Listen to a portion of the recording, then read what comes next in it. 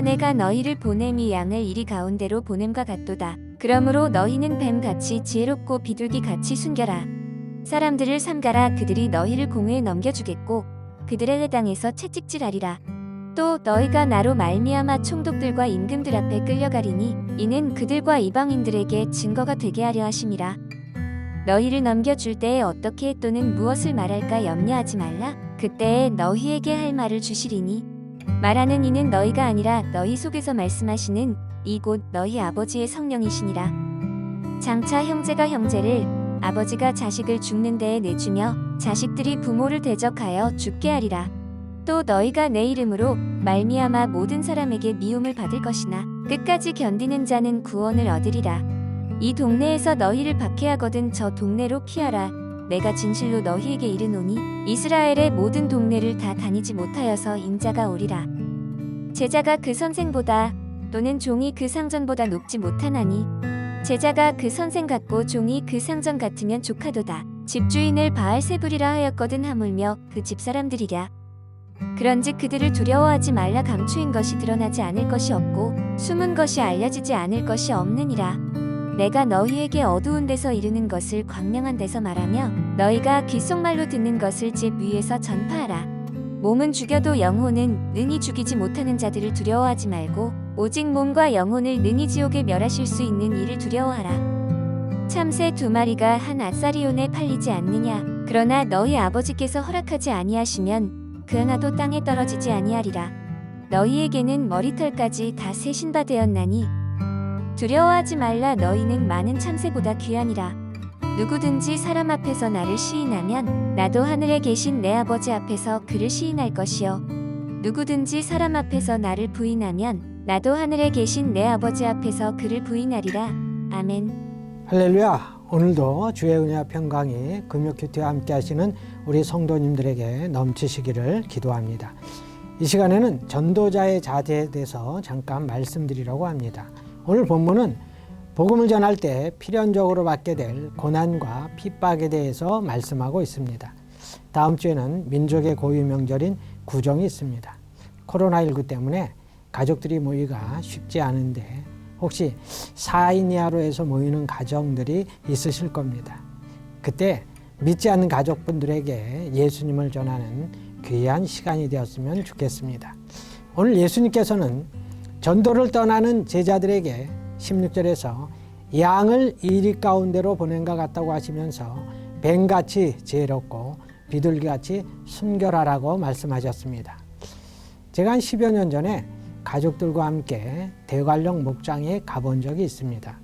거기서 양들을 가까이서 지켜봤는데 참 평화롭게 풀을 뜯어먹고 있는 모습이 정말 온순했습니다.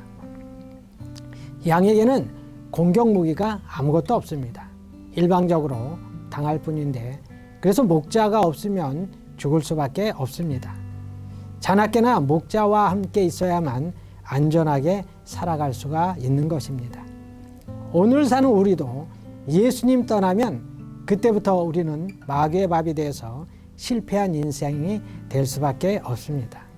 그러므로 우리는 무슨 일이 있어서 예수님 곁을 떠나서는 안 된다는 것을 잊지 말아야 합니다. 오늘 예수님께서는 양 같은 제자들을 이리 같은 세상에 보내게 되니까 걱정이 많으셨습니다. 오늘 말씀은 악이 가득한 세상 속에 살아야 하는 우리 그리스도인들에게도 동일하게 적용되는 말씀입니다. 양이 이리 가운데서 살아가기 위해서는 뱀같이 지혜롭고 비둘기같이 순결해야 합니다. 뱀의 지혜만 있어서도 안 되고 비둘기같이 순결해서만도 안 됩니다. 믿는다고 우리가 깨끗하기만 해서는 안 됩니다. 세상을 판단할 수 있는 분별력이 있어야 합니다. 그저 착하기만 하고 분별력이 없다 보면 이 사람 저 사람에게 사기당하고 이용만 당하다가 결국에는 영적으로도 어려움이 생겨 잘못되기 쉽습니다. 그래서 우리가 기억해야 할 것은 순결함이 어리석음과 동의어는 아니라는 말씀입니다. 도덕적으로 깨끗하게 살되 바보처럼 살아서는 안 되는 것입니다.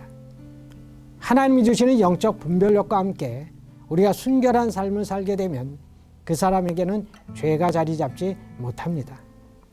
우리가 복음을 전할 때 대체로 환영받기보다는 22절 말씀처럼 미움을 받게 됩니다. 미움을 받을 때 낙심하지 않고 끝까지 견디게 되면 구원을 받고 승리의 노래를 부르게 됩니다.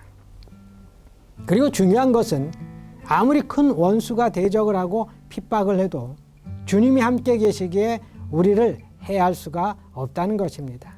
설령 몸은 죽일 수 있을지 몰라도 영혼만은 손댈 수가 없습니다. 우리의 구원만은 흔들 수가 없는 것입니다. 그러므로 믿음의 선진들은 큰 고난과 핍박이 닥쳐도 조금도 두려워하지 않았던 것입니다. 왜냐하면 믿는 구석이 있었기 때문입니다. 즉 하나님께서 그들과 함께 하심을 믿었고 영원한 천국이 기다리고 있음을 알았습니다. 오늘 사는 우리 역시 예수님을 믿는다는 이유로 또 복음을 전할 때 고난을 받을 수 있는데 이럴 때라도 조금도 두려워해서는 안 됩니다. 참새 2마리가 한 아사리온에 팔리는 것도 하나님의 허락 없이는 안 되고 우리의 머리털까지 다 세시는 하나님이 우리의 아버지가 되시기에 단언컨대 우리의 삶을 지켜주십니다. 7가지 환난 가운데서도 지켜주시고 기가 막힐 웅덩이에서도 우리를 건져주시는 것입니다.